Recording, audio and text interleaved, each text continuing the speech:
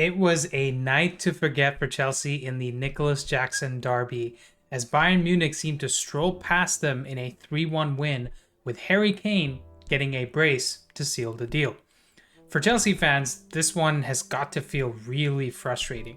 Every single one of the goals came from defensive errors, with Joao Pedro defending Olise for the first goal, Caicedo bringing down Kane in the box for the second, and a calamity of errors in the build-up leading to the third goal. But despite those errors, I think Chelsea actually looked threatening on the ball through various phases of that match, with Palmer and Gusto linking up for that amazing counter-attacking goal, Reece James looking decent in midfield, and Joao Pedro doing almost everything right as the number 9. Now, I'm here to give you guys a slightly different perspective on this game. One you may hear less about compared to it all being down to the defensive errors. I actually think Chelsea could have easily won this game if Maresca made one change to his starting 11 and one change to his system. So without further ado, let's get straight into the analysis. Now, you guys have seen me enough times on the channel to know that I'm not one to start overreacting based on one game.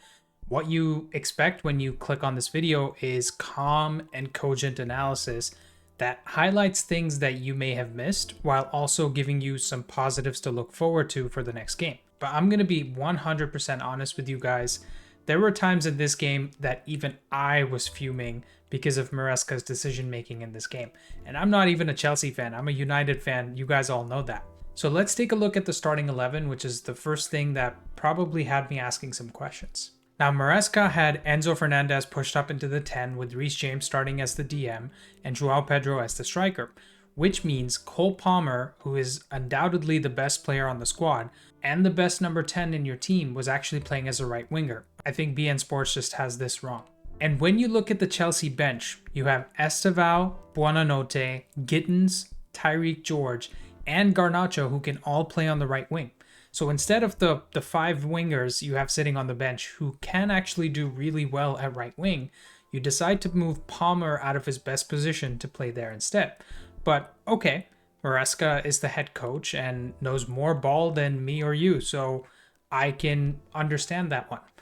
But when you watch this game for 68 minutes and your team has created less than 0.5 xg from just 7 shots, and you are 3-1 down, alarm bells have to start ringing.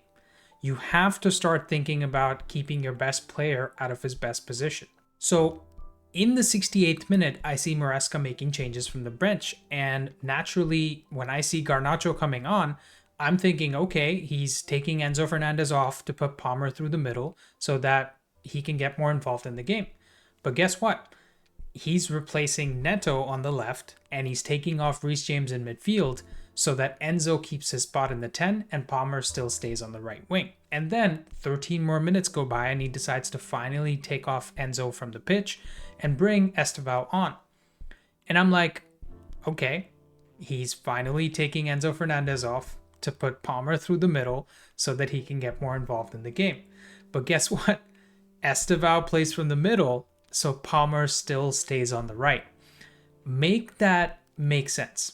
Somebody in the comments, help me understand why Palmer, who didn't get on the ball enough for 80 minutes through the game, does not get to play through the middle.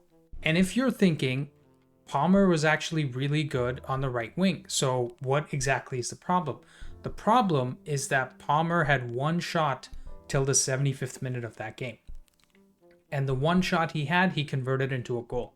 Your best player, who was a threat to Bayern every time he got on the ball, only got one shot and less than 40 touches in the first 75 minutes. I could not for the life of me figure out why Cole Palmer wasn't playing more centrally, because that's where he was actually doing most of his damage from the central spaces or the central half spaces on the right side. If you guys don't believe me, let's take a look at some clips from Palmer in the first half. Okay, so here we have Cole Palmer dropping into the midfield from the right wing to collect the ball from Chalobah in this inside half space. And I want you guys to pay attention to Maresca's formation here. Pedro is up here occupying the center backs, while Enzo Fernandez is playing like a shadow striker right behind him, and you have Gusto on the right wing hugging the touchline, playing more like a right winger.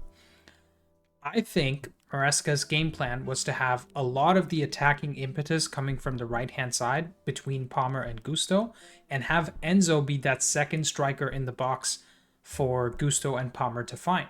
Now, as we play this along, Palmer receives the ball on the half turn and plays this through out to Gusto, taking out Pavlovic and Stanisic completely from the game. I want you guys to appreciate this pass because look at what it does over here. It takes two players out of the game completely for Bayern, and Bayern are absolutely shitting themselves trying to get back across the box to stop this ball coming into Enzo Fernandez here. And it's also creating this pocket of space for Joao Pedro because just in case Gusto wants to cut it back, there's no defenders actually defending him. Now, this particular cross doesn't lead to anything because it's cut out by Ta or another defender there, but this all comes from Palmer pulling the strings in midfield. Next up, we have Chelsea 2-0 down in the 28th minute, and Caicedo has just won the ball in his own half. Again, you see Palmer up ahead, just in front of him in central midfield, and as Palmer receives the ball in his path, look at how much space he has to operate in.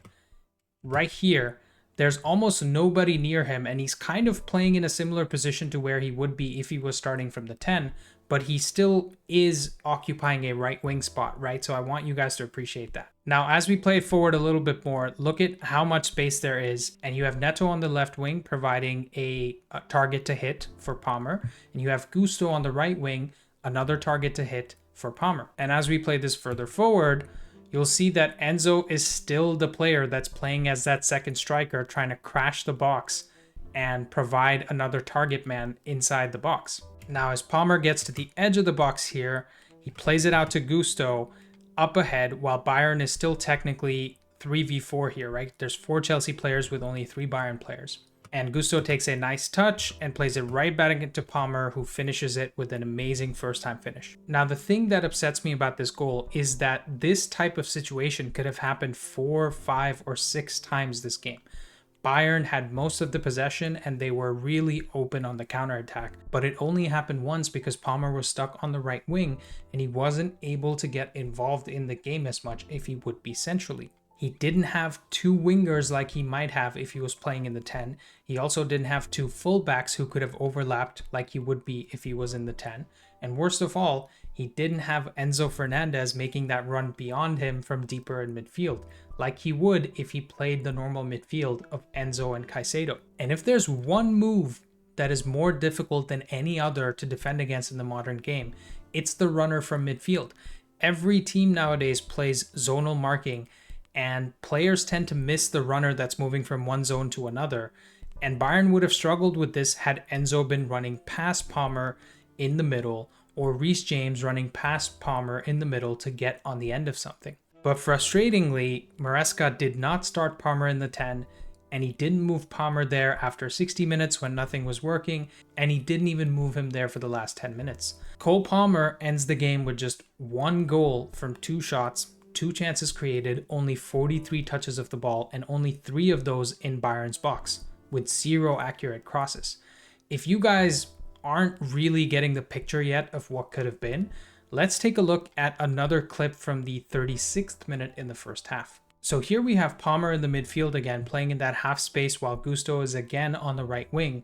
As Chalobah plays it to Gusto here, Palmer finds himself in some space between Luis Diaz here and Stanisic, who's the left back over here. Then you notice Palmer pulling away to pull Stanisic out of position and come short to Gusto. That creates this pocket of space in behind for Gusto to run into. So we'll see that here. Palmer receives the ball and plays this perfectly weighted pass. I want you guys to appreciate the beauty of this pass, right? Plays this perfectly weighted pass for Gusto to make a bending run past Diaz into the middle. And now he's in that inside space where you would dream to be as a right winger. And this right here is a defender's and a coach's nightmare. As we play it a bit further, you see Gusto getting to the edge of the box, and right here, Enzo Fernandez shows up again as that shadow striker while Pedro tries to pull one of the other defenders away. Now, again, this play doesn't really turn into something, But my point is, if Palmer was playing through the middle here instead of Enzo, and Enzo was playing as the starting DM, you could have had one of the other million right wingers being this player instead of Gusto. And instead of Gusto being on the touchline making the final decision, it could have been Estevao or Gittins or Buonanotte making this decision. I don't know about you guys, but I trust one of those guys to make the right decisions or have better technique in the final third more often than I do a right back. And that's no shade on Malo Gusto, because he did great in this game with that assist and in general had a good game overall. My point is, instead of having Palmer dictating the game from deep as a right winger, if he did that as a starting 10, then you would have had 4 players in front of him that would have had an extra forward instead of Enzo Fernandez. Can you guys envision the difference that I'm talking about? Enzo Fernandez was pretty much useless this game with just 1 shot in the 7th minute, 0.01 expected assists, and 0 chances created. He had only 33 touches with 2 passes into the final third. You might as well have a more creative player or a better finisher playing in that front 3 instead of Enzo Fernandez being that box-crashing shadow striker.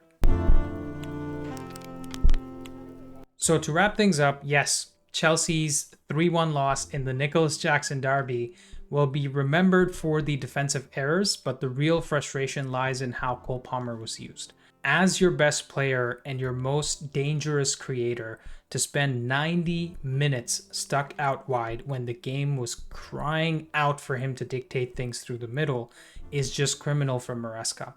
I'm not saying the defensive errors would have just vanished if Palmer played through the middle, but you guys could have been much more decisive on the counterattack and caused a lot more problems for Bayern if Palmer was on the ball a lot more than he was today.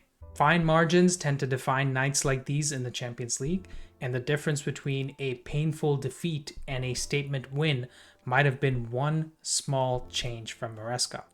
Let me know your thoughts in the comments down below. If you like my analysis of this game, please like the video, subscribe to the channel, and share this video with some of your Chelsea friends. Thank you guys for watching, and I'll see you next time.